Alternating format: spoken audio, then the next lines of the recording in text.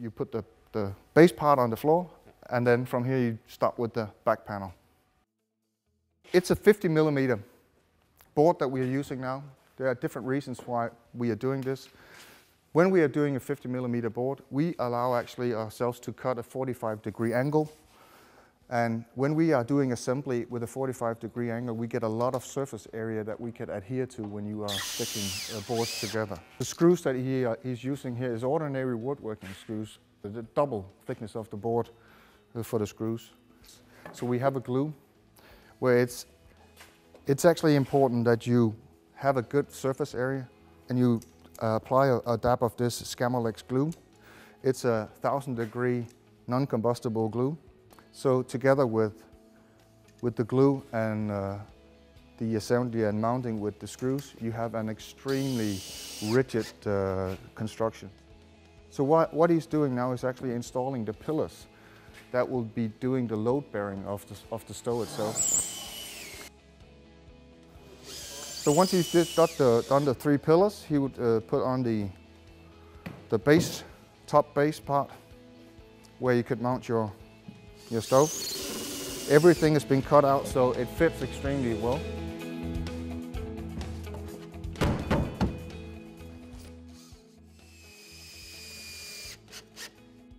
The kit set that we have, or Lars has designed here, is obviously it's for demonstrational purposes, but it would be a fully functional base kit set for an insert stove.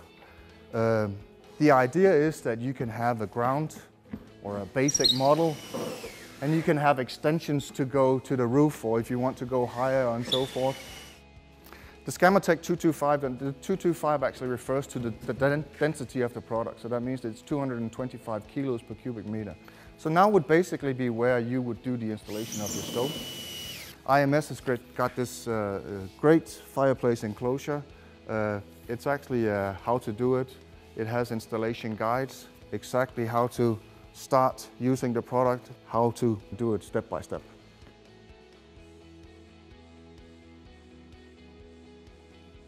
Some of the really neat parts of this is that the way that we've designed the bottom is that it has a base part, and then it actually has a little cutout. So you see it's got a little recess up here. That means that the air intake actually is concealed under this recess. On the top part here you have the excess air outlet. Can be machined directly into a kit set like this. It can be done on job site where you do it exactly the same way. 90% or 96% to be accurate of this product is actually air pockets. The air pockets is supplying us with the insulating properties of the product, but it also means that it absorbs moisture. This product will absorb 250% of its own weight in moisture. So watch what happens when I apply moisture to it. Extremely quickly this will be absorbed into the material. For some applications this is a very, very neat property to have. In our case, when we are doing plastering afterwards, it can be a bit of a challenge. Surfaces like this has to be primed. So we have a primer for this, and IMS will be able to supply this primer.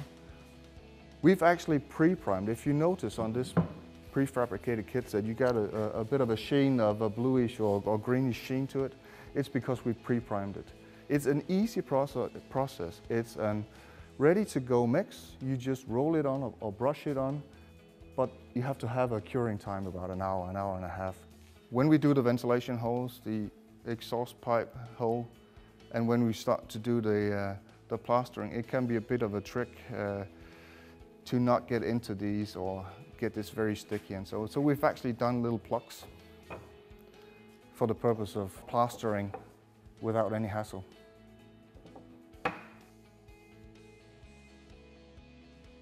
We have corners. The corners we would like to protect. We have a corner protection system as well.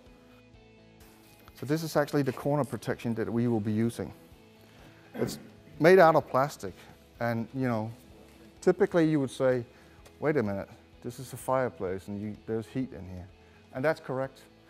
But this is a highly insulating product. So if this is on the outside of it, there's no problems with it. Obviously, you do not want to use it around the edges of where you cut out for your fireplace. The smooth pasta that we have now is like a filler. It's really that fine. It's crucial that you get the right consistency. You just kind of skim it on in 2 or 3 coats. So what he's doing now, he's just basically putting a 1 millimeter coat on, maybe a little less. And just before, when he put the corner protections on, he actually just used a little dab of the glue to just tack it on. And then actually what he's doing is working the plaster into the corner protection. Actually with stapling or nailing it, so you had just to tack it would be okay as well. And then you put 2 millimeter coat on, you wait probably an hour. And then you come back and then you smooth it all out and you go away. The next couple of skims that you put on it, you can actually go a little thinner on the consistency with the filler. That makes it easier to kind of make that smooth surface. And that's the job done.